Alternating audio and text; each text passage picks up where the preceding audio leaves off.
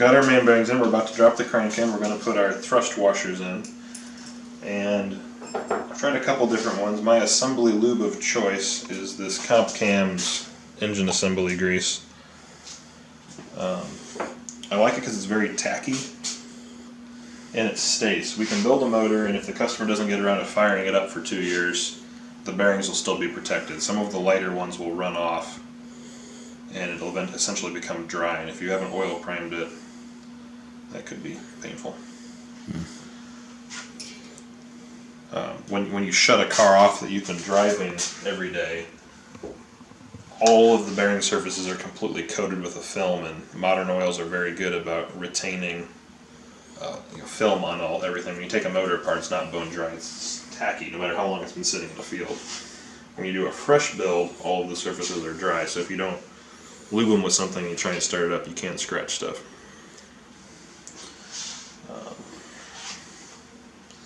So we're going to go through, we're going to goop them up. And this will, when the pump does receive oil pressure for the first time, this stuff all gets pushed out. And we usually run it for a couple of minutes on the first fire up, and then we change the oil, and this all gets flushed out in that first oil change.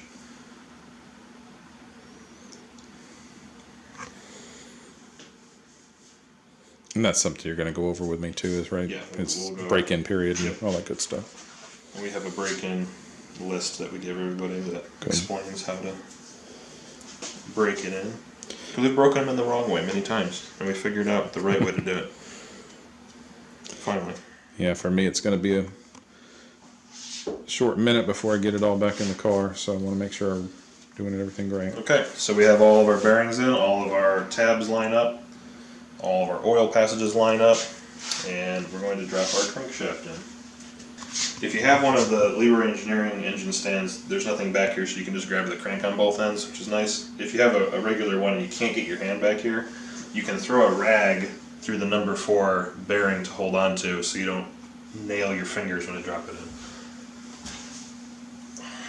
Because that hurts.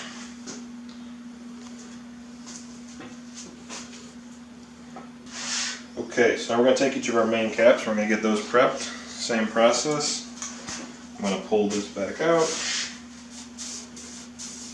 Make sure, just 100% sure that that is clean.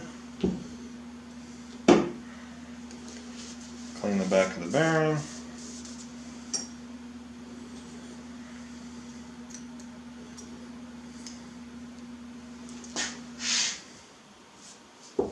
And I made sure when I pulled these caps off that I did not lose track of which bearing goes with which cap, since we've already measured them.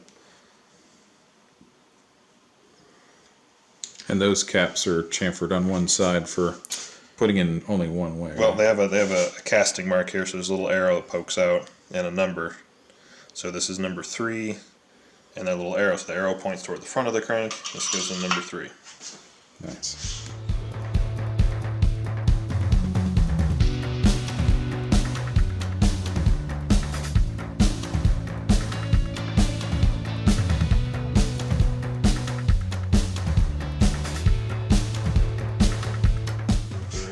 Lube on. Doesn't take much.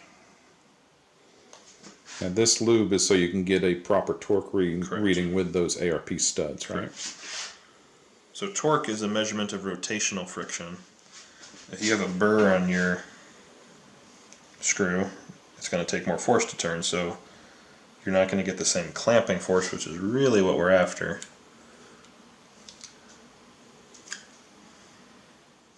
Yeah, I've heard it's always a good idea to use the manufacturer's torque lube. You want to do it the way that they torqued it. If they say do it dry, do it dry. Exactly. It'll over clamp if you.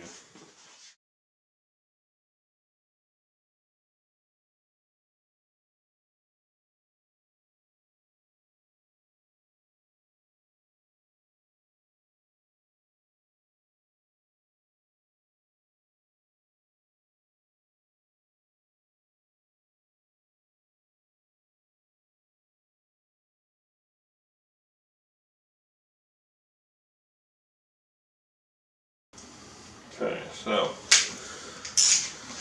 ARP studs go to 60 foot-pounds. We're going to do the center one first, and then we're going to check the crank spins freely after each cap is torqued,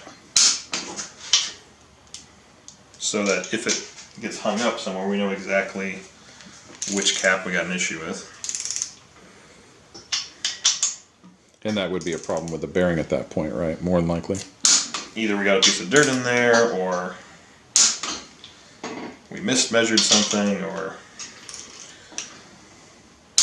the block is warped. Lots of really unlikely stuff.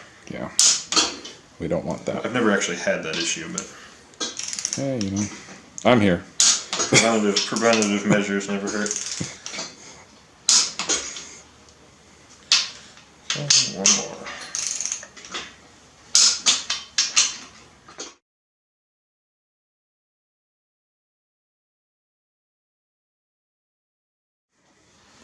Nice. There we go. Nice and slow. So now we're going to check our crank end play.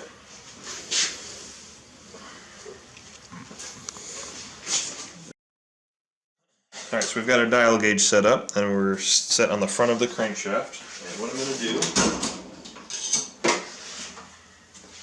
get my hefty breaker bar out, and we're going to gently pry in the crankshaft that way to get it to slide as far back as possible. And we're going to pick a 0, so we'll just pick 40, because it's a nice number right there. Close enough. And then we're going to slide the crank the other way and see how far it moves. So it looks like we have 5/1000ths of crank end play. So go 45, 40, 45. That's fine. That is completely within spec. The reasons you're measuring that is every time you push on the clutch, you're trying to push the crankshaft forward. So too much end play and bad things happen because the clutch moves. Too little, and as the crank heats up, something's going to bind somewhere. So I believe the factory spec is like 3 to 9 or something like that. I'll double check that, but 5 to 7 is usually where we get them to line up at without any machining.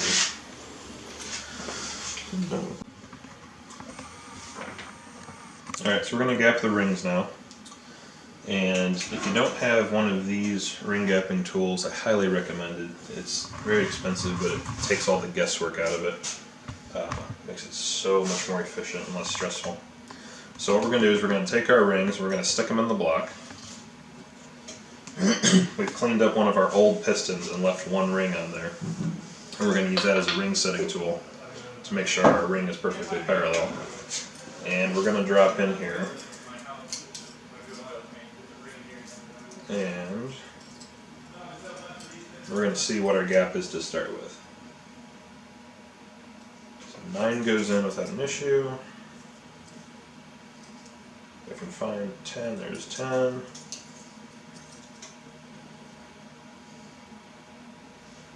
10 just starts to get snug at the top, so we're going to call it 10.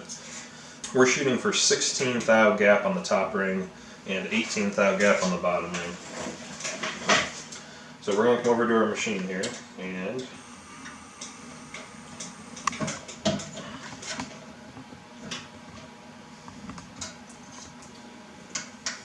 we're going to set this up and zero it out.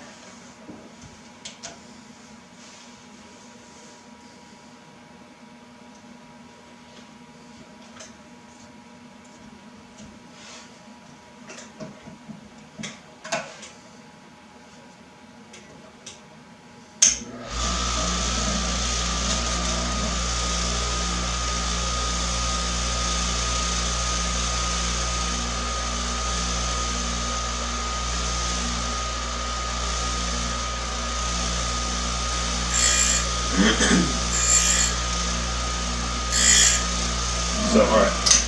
So I brought it up to where we're just starting to take some metal off, and I'm going to be able to zero my indicator down here. And I'm at 10, I want 16, so I got to take 6 thou off. I'm going to take off 5, put it back in there and measure and make sure I'm where I'm at. I want to creep up on that number I want. I can always take more away. It's really hard to put it back on the ring. So, we're going to take off 5 thou.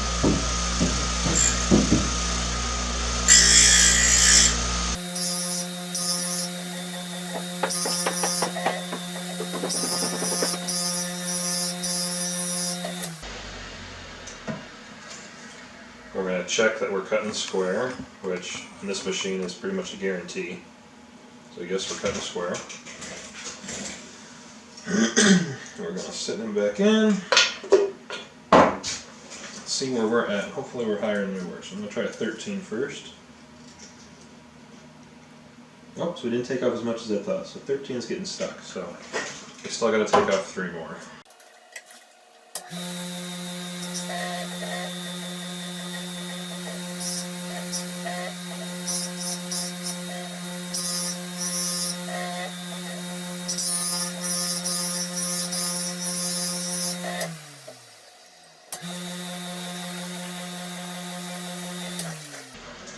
Dad was building this Corvette motor the other weekend. Messed up all my settings.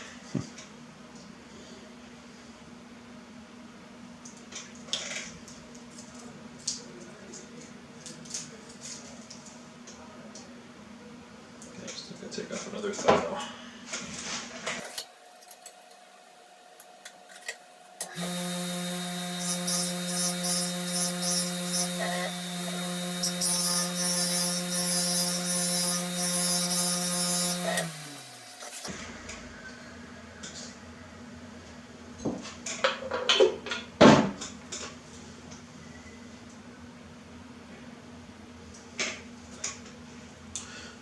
Almost there. It's not square as much as I want it to be.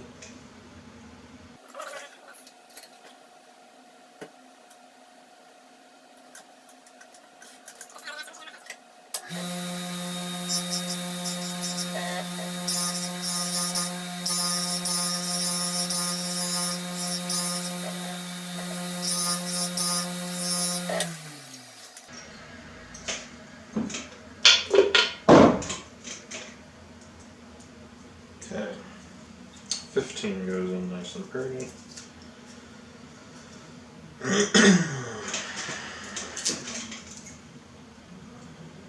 16 snug. Okay, so we're right at 16. That's good. So.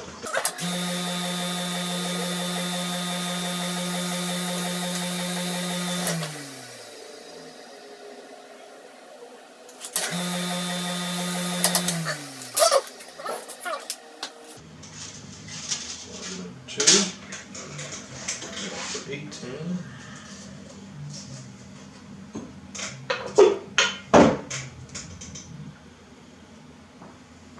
Okay, we're at 16 already. That would be so cool if we didn't have to do the second rings.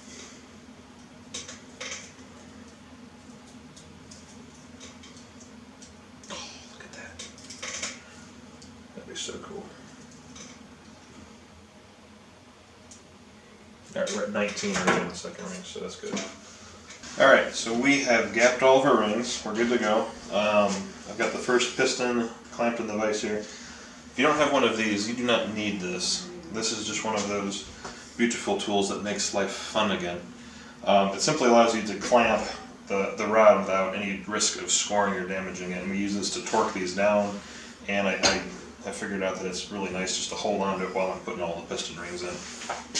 So, we're going to put our rings in, make sure there's no dirt in our piston. There should not be. So we're going to put our oil control ring in first. And for the oil ring, it's 3 pieces. You got your, I don't know, the waffle, the middle section, we're going to put that on first. Now it's important that none of the gaps of the rings line up. So I'm going to use the pin as a reference, we'll call that vertical. So I'm going to take my 2 top rings, I'm going to have one of them in line with the pin on this side and the other one 180 degrees on this side. For my oil, I'm going to put the waffle gap 90 degrees to that, and the 2 keeper rings 60 degrees or whatever that would be, basically making a triangle out of those 3 points. So these rings you just walk on. The waffle one you drop in, and make sure that the ends butt up and it doesn't overlap itself. You need that springiness. It should be bigger than the piston. Now we're going to take our 2 keepers. The keepers are symmetrical, there's no top or bottom. We're going to put one of them here on the bottom, and we're going to walk it around.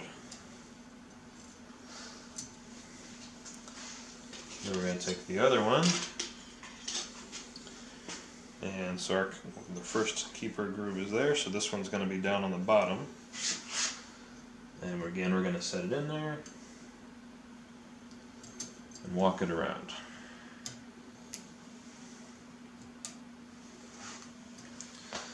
Now we're going to put in our second ring. And if you haven't already found a video or instructions on how to gap rings, there's a bunch of little tips and tricks to how to gap them and get the edges right, so go look those up. We've checked all of these. We're not just taking them out of the box. You do not want to walk the top two rings because they will permanently bend and be stuck in a helix, so use your piston ring tool. So we're going to put this one on the bottom, so I'm just going to squeeze her up.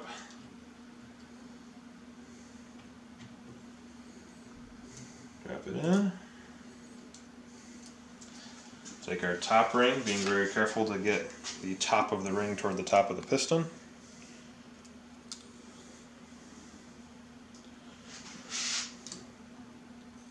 Open it up.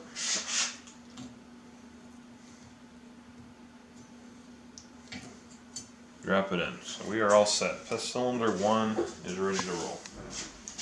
So we're going to go ahead and put the rings on all 4 pistons, and then we're going to come back and we'll slot them into their holes one at a time. Okay, so we're going to slot this piston in. So our process is we're going to open this up, we're going to clean the bearing surfaces again, make sure that they're perfect. Oil the outside of the skirt, we're going to oil the cylinder, and then we will use our piston ring installation tool and pop her right in. So first thing we're going to do, these are still torqued down from when we were measuring the bearing clearances. So that's what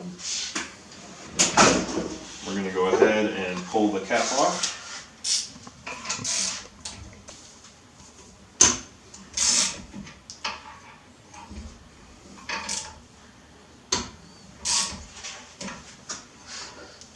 Go ahead and take this off.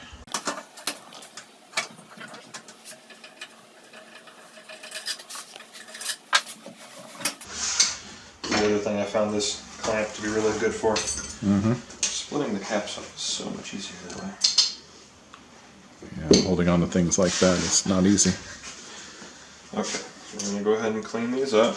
Make sure once again there's no dirt whatsoever.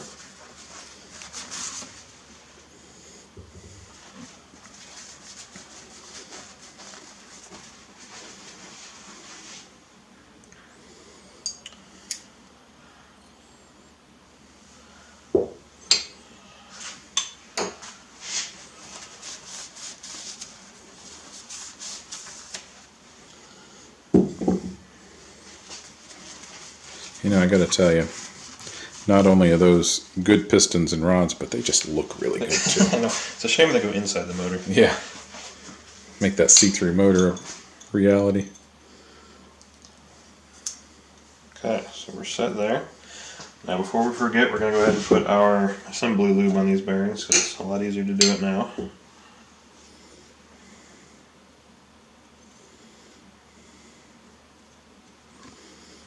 Okay, so that's set. Now we're going to take some oil. We're just going to slather up the cylinder wall. We don't want to scratch anything. And we're going to lather up our piston skirts. So I've already marked it just to make sure I know which side is forward, so I got my little dot put on there. And we've grabbed the correct compressor for this size piston. And we're going to slide it in.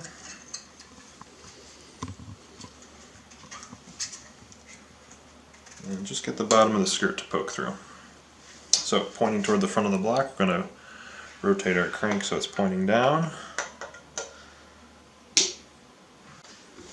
Alright, so we're going to press firmly down on the guide. And piece of cake. Slides right in. Now we can just push it down.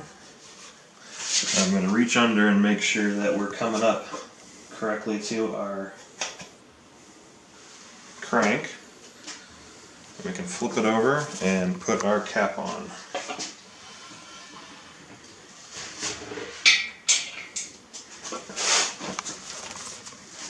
So we've got our main cap, and we're going to make sure that we line up the alignment tab. So it's on that side, it's on that side, so it goes this way. Now these particular rods just want some regular oil on the threads. Put a little bit there.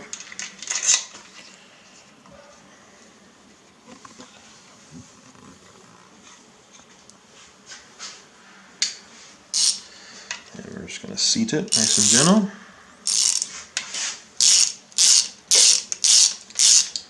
And these rods get torqued to 60 foot-pounds.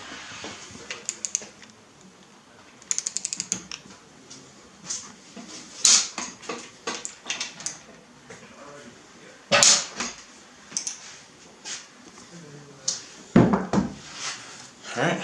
Now we repeat that 3 more times. Repeat it 3 more times. So go ahead and spin it over and make sure she slides up and down nice and smooth. We'll go ahead and get us set up for number 2. Alright, so next up we're going to put the water pump on. We're going to put the oil pump on next. We've got a Leroy Engineering pump, and we've got the 78 PSI shim in this one. And we're just checking because I have had a couple of minor issues in the past. This one does have the good oil plug, so we're good there. And this plug here, I have had the boundary pumps leak here before. I've seen them use the wrong plug. This one looks correct. If that is an issue, though, that is something you can get to once the motor is fully assembled, and you can pull it out and put the OEM plug back in if that starts puking. So to put this together, we have to do a couple things. First of all, we're going to go ahead and put our front seal lube on the oil seal here before it goes in. We put the O-ring in here, and then we have to put gasket maker all along this trench here, and then we'll bolt it up to the block. So our block is nice and clean. So let's get started here. We're going to do I just use assembly lube for gasket lube. It's just something that'll keep it from ripping, and you don't want a dry gasket going on, or a dry oil seal. So we got that going in there. Now I'm going to put a little bit of this on the oil ring just to get it to stay so it doesn't fall off. So that'll just work as a little bit of a sticky to keep it in there. Now we're going to go ahead and drop in, and I really like the right stuff. This is good gasket maker. So we're going to go ahead and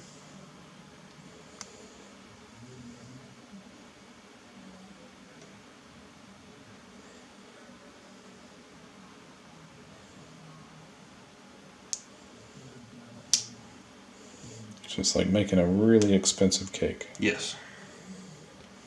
I can't bake at all, but I can do frosting.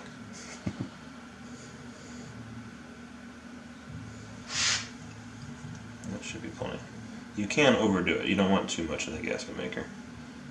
And the idea is you want this to basically act like a rubber gasket. It's just a custom made rubber gasket. So you put it on, you let it set up for just a second.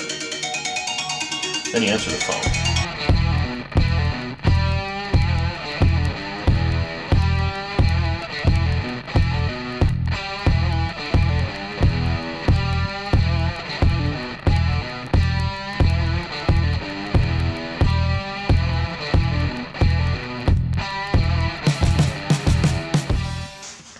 Alright, so we're going to put our rear main in, and again we're going to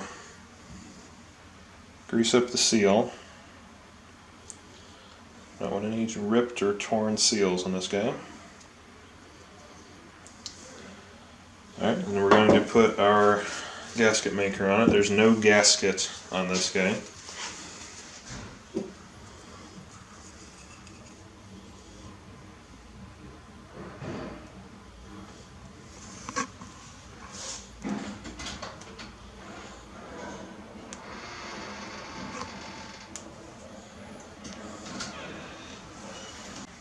Alright, so now we're going to put this on the motor. If you have one of the Leroy engine stands, this is really easy because you can get right at it. And what we're going to do is we want to make sure that the back of the seal doesn't fold over as it goes in. So I'm going to start on the top edge here. I'm going to push down to make sure I get a nice clean entry. Work it around. And I'm on. So I'm on, and I can go through like this and just make sure I can see light all the way around. I'm not twisting the seal at all. We'll go ahead and push it on.